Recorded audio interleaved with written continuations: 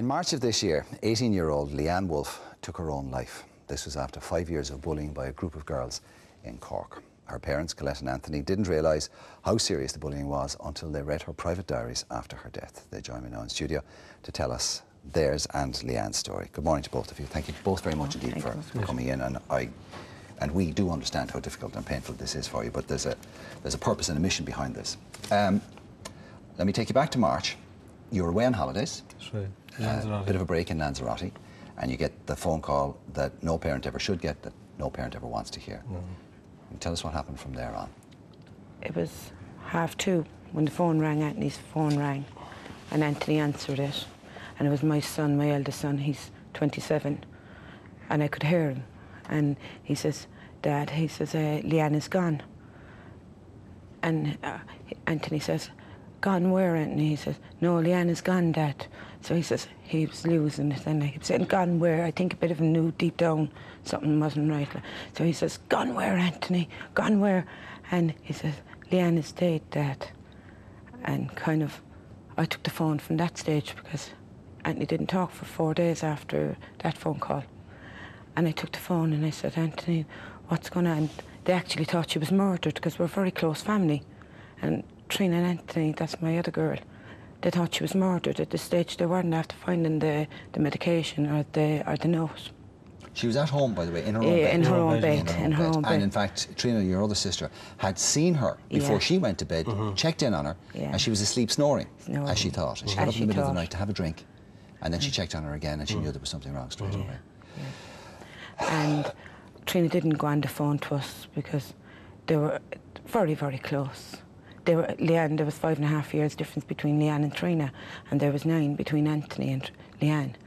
And they felt like they were like little parents as well with her.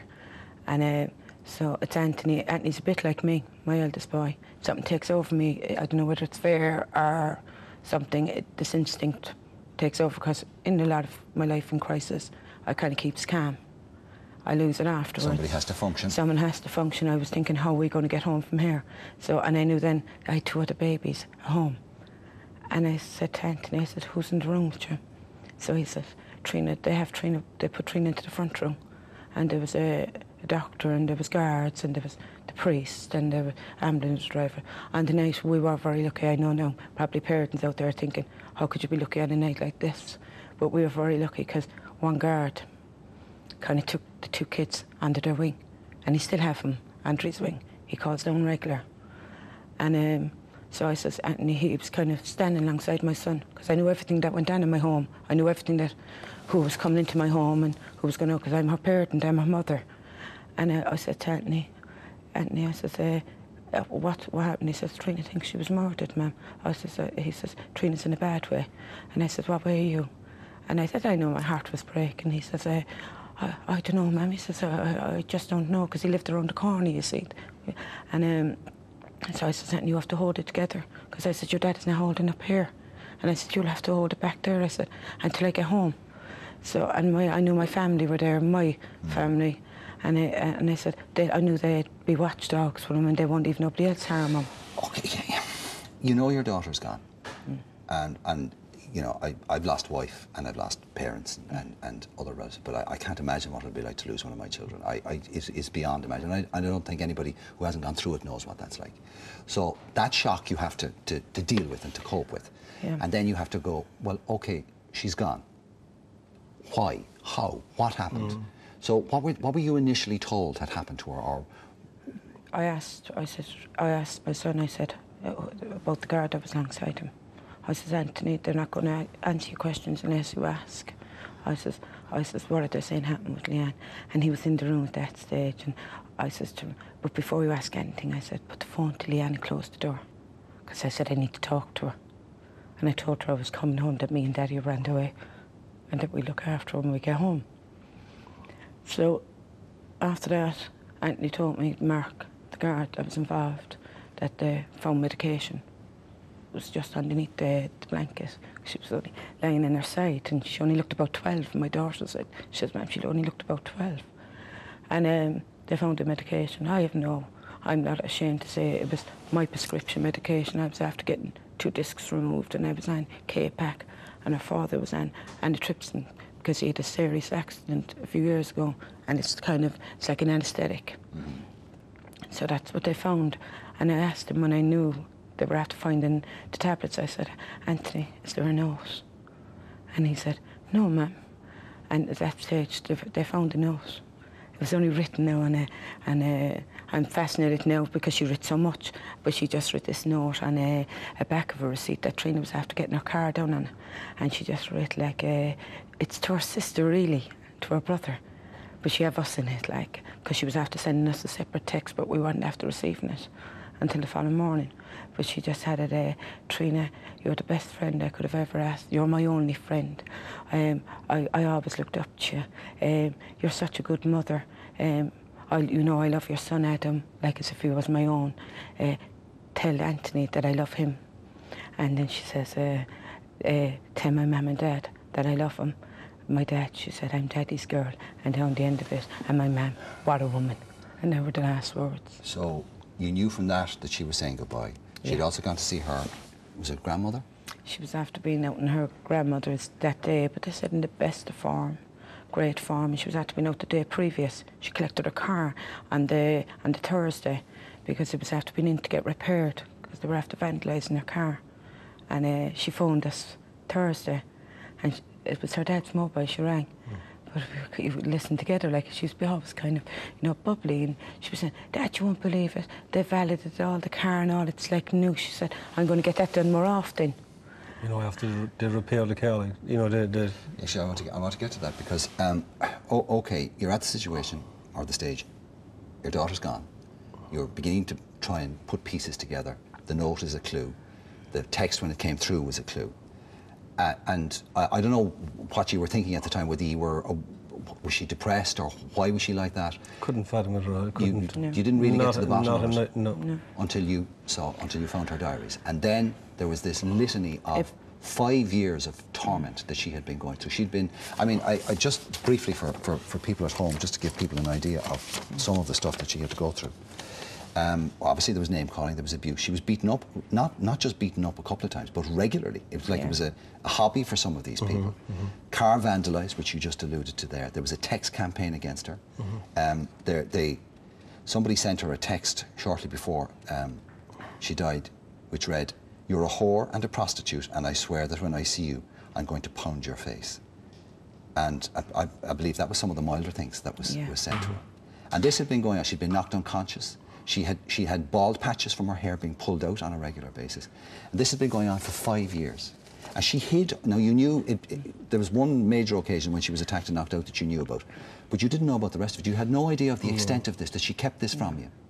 The night that she got the bald patches, now that's in her diaries, but to an extent that we didn't know on the night. I says, "Leanne, you must have known who they were." And she was saying, "I didn't." But now I can understand why she didn't give us their names, because when we did approach her main bully, she got these girls then to sort it out. You thought you had it stopped. You thought there was a problem. You went, you sorted it out. You thought you had it stopped. And then this person, the ringleader, essentially went and got somebody else to do the dirty work. Exactly. I have to say, as a parent, I can't imagine what you're going through. And again, as a parent, I don't know how I would react. I think I probably would have done time for the person who I thought was responsible for this. So you're showing remarkable restraint. At the moment, we're telling God to deal with them. That's the honest truth. Yeah, I'm going to stop it there for the time being because I need to collect my breath as well as you. We're going to take a break, and if you'll stay with us, please, we'll talk some more after that. We'll see you back in a few minutes. Right.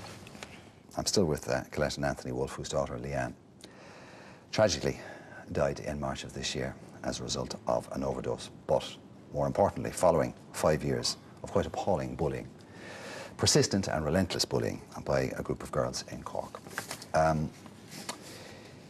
You're here this morning for a variety of reasons. A, to tell the story, but to highlight the fact that this is going on.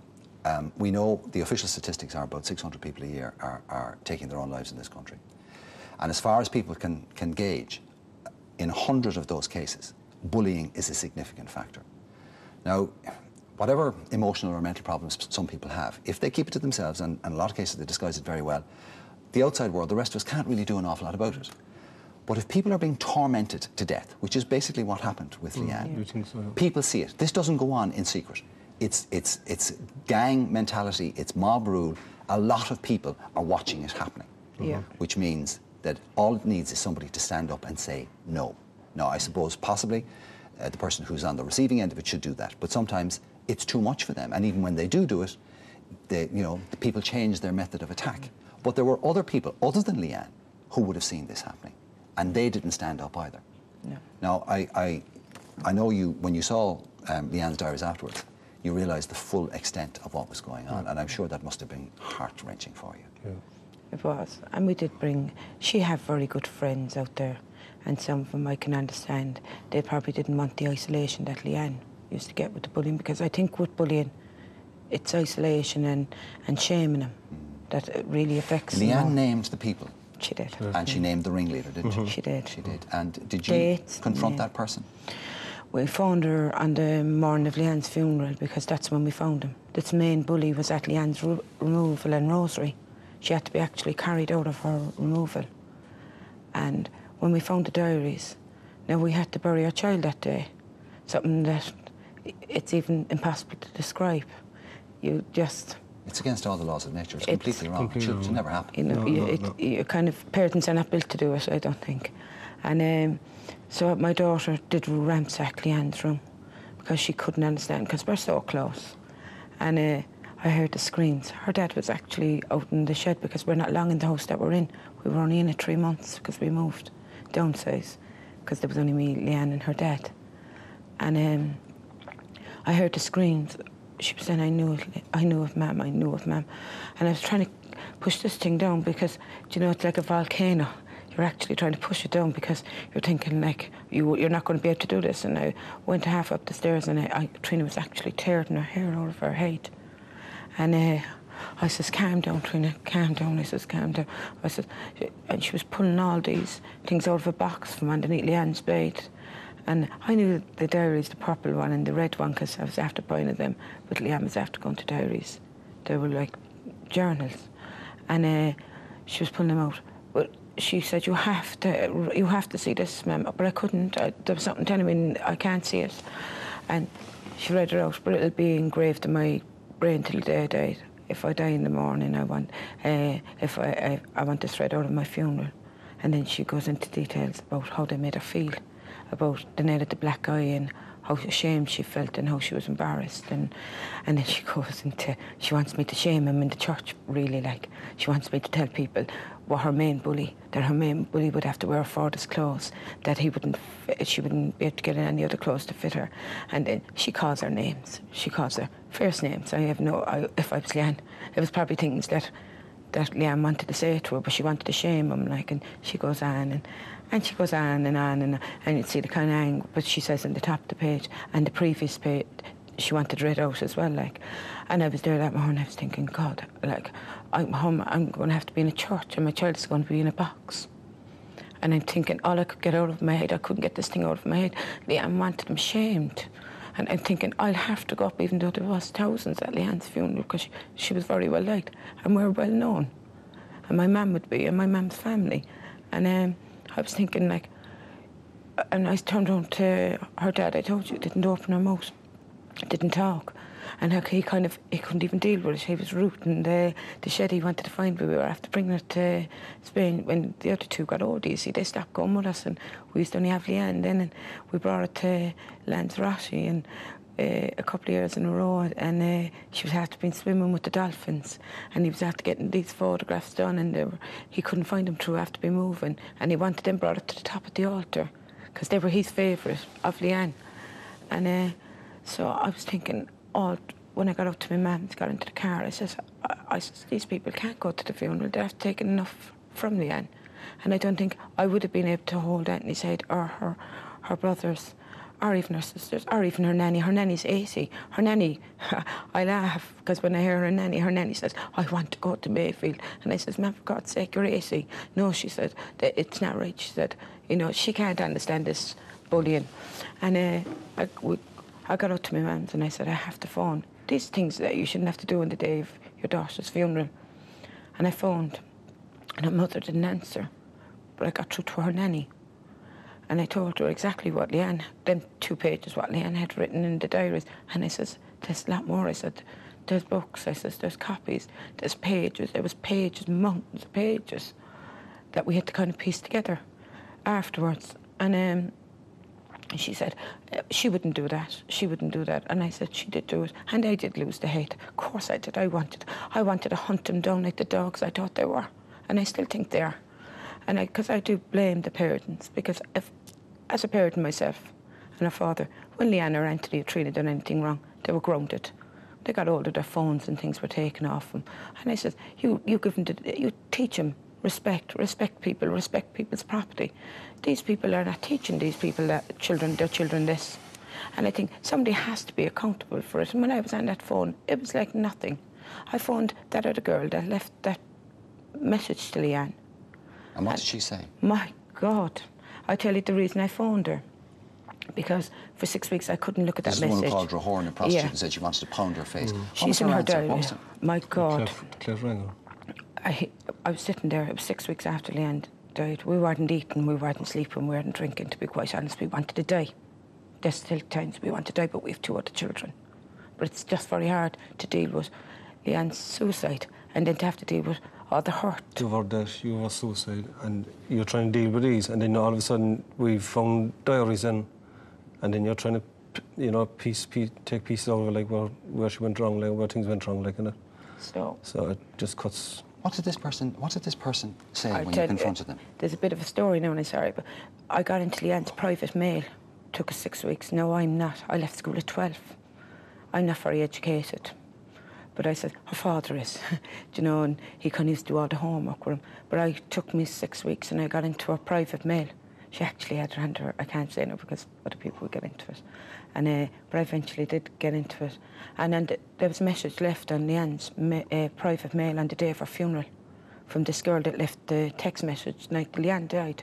And she had on it, she says, I know I'm the last person that you'd want writing to you. I know you didn't want me at your funeral, which I thought was weird because she wouldn't have known about the diaries at that stage. I don't know why I hated you. I don't even think you hated me back. Rest in peace, sorry. I felt that wasn't good enough. So I came downstairs with her mobile, Leanne's mobile.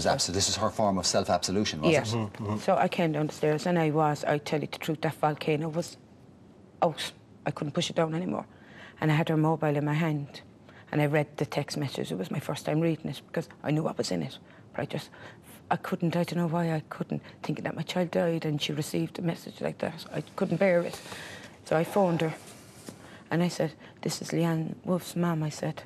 And I said, I'm returning the call because Leanne was able to not answer your text. And I said, I just wanted to hear the voice that could send text like that to anybody. And my God, I tell you the truth, she was effing and blind. And now, don't get me wrong, Mark, I'm sitting here and I'm calm, but I wasn't calm by the time I was 10 minutes into a conversation with her because she couldn't put 2 sentences together. She's a mother herself. She's 19, gone 19. And I said to her, I told her, I said, you, in Leanne's diaries, I said, Leanne have written down that you know where she lives. I said, you come down now, I said, because her mum and dad are there. I said, Leanne is not there, you can't terrorise her anymore. I said, you come down. And she said, we are effing coming down. She said, I don't have to listen to this. Your effing daughter killed herself. It was nothing to do with me. She put the tablets into her mouth and I did lose it. And I'm no different than what you said yourself as a parent. I told her I was going to hunt her down. And I was going to hunt her mother down, and I was going to hunt one of her family down. And then she put her father on. She said, I put my father on because he wanted to come down. I said, put your father on. And to be quite honest, I couldn't even understand what he was saying on the phone because he couldn't even put his sentence. No guilt, no remorse. No shame, no none. And I did come off that phone. When I did eventually come off, my family were after arriving at that stage because they're out there now and they're having the nail. But they come and they stay with us every night. And my mum's 80. So we have good support. And they arrived up and I was very upset for 3 days. I couldn't keep nothing down even though we weren't eating nothing. And I said to Agnes, it wasn't the point of all what she said. I wasn't able for her. How was Leanne able for her? And that was hurt. And multiply that by the 6, 7, 8, 9, 10 or 11 of them that were at it as well. Unfortunately, we're going to have to draw this to a conclusion. I'll leave the last word to you. Either you, Colette, or Anthony. Leave it to Colette. What do you want to say to people, and what do you want people to take from this story? I won't paraphrase it for you, but there's a very famous saying that all that is required for evil to succeed is that good men and women do nothing. And I suppose that maybe is the lesson that I would take from this, is that whatever about other people who internalise their problems, we can't do much about that if they take their lives. But people saw this going on. They saw it going on for years. Nobody did anything. Nobody stood up. Nobody said stop. And am I right in thinking that that's essentially your message? And to children out there that are being bullied, and their parents, mainly their parents of the children. We thought it was hormones with Leanne when she'd come in. And she was moody and upset. And she was moody and upset. We can put dates to it, because sometimes we, as parents, put it down to hormones. But I said, sometimes, you know, you need to be more careful. We'll have to live with that, me and her dad. You know, and we thought Leanne was our life. She was our baby. But I'm saying to parents out there, there's a lot, like even in Leanne's diaries, that we were so naive. We were really so naive. Well, I suppose as a parent, all you can say to them is that, look, there is nothing so bad that you can't tell us. There is nothing so bad. We might be angry, we might be pissed off, but we will always love you. Yeah. So don't bottle it up, like. Listen, I know how hard this has been for you. I commend your bravery and courage, and thank you very much for coming in this morning. Appreciate it. Thanks very much.